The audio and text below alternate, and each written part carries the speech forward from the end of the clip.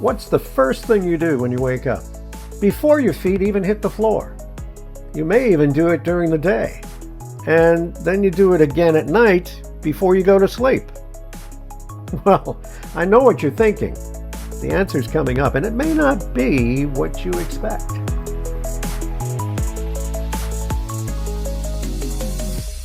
If you couldn't guess, you open your phone.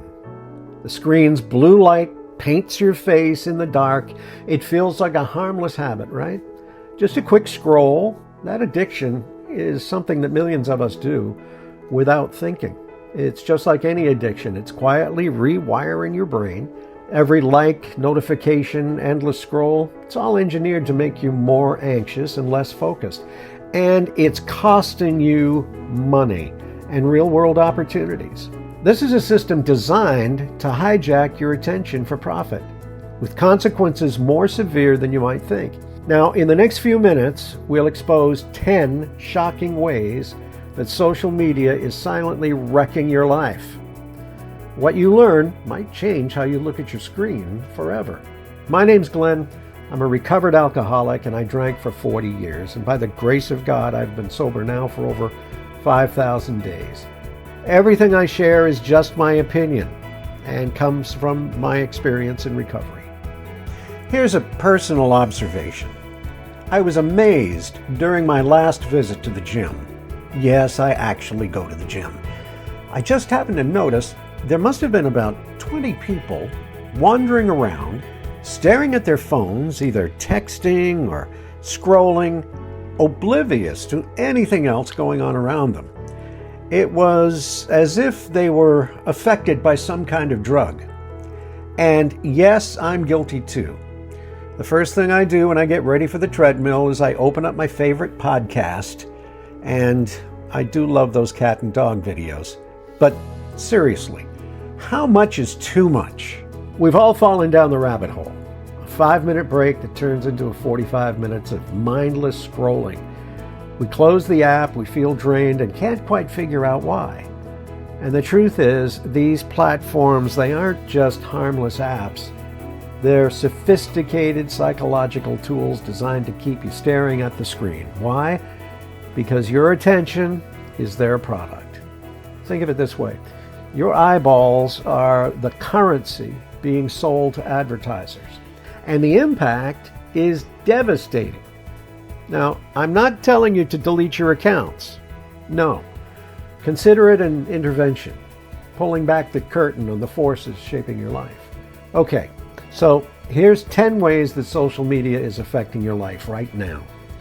Number 1, it's your productivity. The most obvious victim of social media is your productivity.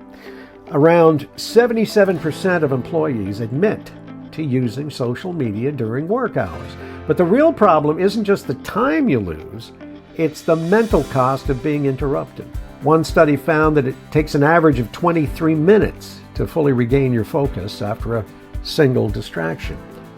Number 2, it's engineered to be addictive. This destruction of your focus isn't an accident, it's a core feature. Social media addiction is a real condition affecting an estimated 210 million people. That's right, million. And these platforms are built like slot machines using a variable reward schedule. It's the same trick that gets people hooked on gambling. When you post a photo, you don't know if you'll get 1 like or 100. And each notification is an unpredictable prize, a hit of dopamine that your brain starts to crave. You're pulling a digital lever every time you post, hoping for a jackpot of validation. And features like infinite scroll and autoplay, they're designed to erase any natural stopping point, making it incredibly easy to lose all track of time. And I've done that. Number 3, it's wrecking your sleep. That one last look at your phone before bed is wrecking your sleep for 2 reasons. First, the blue light from the screens, that suppresses melatonin. Think of melatonin as the starting pistol for the nightly race to sleep. And the blue light is like a false start. It confuses your brain into thinking it's still daytime and keeping you wide awake. And this sleep deficit weakens your immune system. damages your long-term health. Number 4, it's damaging your relationships. Ironically, platforms designed to connect us are often driving us apart. When you scroll at the dinner table, you're phubbing or phone snubbing the people right in front of you. Research shows this habit seriously harms relationship satisfaction. It creates a state of continuous partial attention, which is like trying to listen to 2 songs at once. You can't truly hear either one. Social media also breeds jealousy. You're comparing real life to someone else's perfectly filtered fantasy. Number 5, it's hurting your mental health. The connection between heavy social media use and poor mental health is deeply concerning. Studies now show that teens who spend over 3 hours a day on social media can face double the risk of negative mental health outcomes, like depression and anxiety. The primary driver is the crushing weight of social comparison. We're constantly bombarded with glorified versions of other people's lives, which can leave us feeling insecure and inadequate, empty. For many, these platforms have become an echo chamber for anxiety and loneliness, even as we appear more connected than ever. If any of this is hitting home, hit that subscribe button. And I want to hear from you. Drop a comment below and share one way that social media has impacted you in your recovery, good or bad. Now, here comes a big one. Number 6, it shortens your attention span. Beyond simple distraction, social media is fundamentally shrinking our ability to focus. Our brains are being restrained to crave bite-sized jolts of novelty from TikToks and short posts, and this has massive consequences. Your brain's ability to focus is like a muscle. Activities like reading a book or solving a hard problem are like lifting heavy weights. They build strength. Scrolling is like doing tiny, endless reps with no weight. It feels like you're doing something, but you're training your brain to be too weak for any heavy lifting. We're becoming a generation of scanners, great at skimming the surface, but losing the power to go deep. Number 7, it creates procrastination. Social media is the ultimate procrastination machine. It's a psychological trap that exploits our desire for ease. A difficult task requires effort and offers delayed gratification, while social media requires no effort and gives you an instant reward. Your brain's like a toddler, choosing between a plate of veggies and a bowl of candy. Number 8, it leads to physical inactivity. An often overlooked consequence of social media is the damage to your physical health. Every hour spent scrolling on the couch is an hour not moving. This directly contributes to a sedentary lifestyle, and that's a leading risk factor for obesity, heart disease, and type 2 diabetes.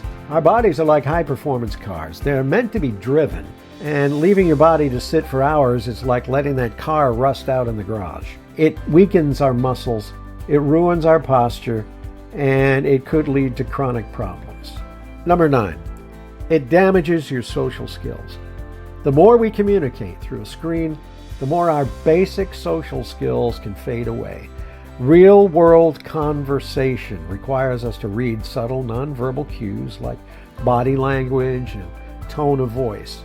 Communicating mostly through text it's like trying to understand a song by only reading the lyrics. You miss the emotion, the rhythm, and the melody that gives it meaning. Our ability to handle conflict also gets warped. Online, it's easy to block someone or fire off an angry comment.